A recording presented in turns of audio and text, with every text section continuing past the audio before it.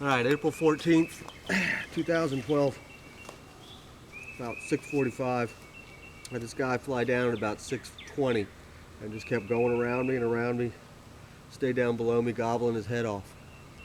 And finally, I just shut up and he came on up. Really nice bird, really sharp spurs, good beard, I'd say, thick beard,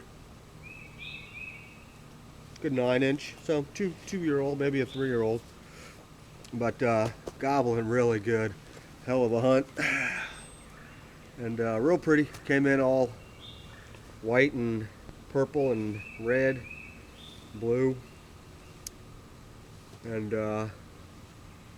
had one day to get it done, and I got it done.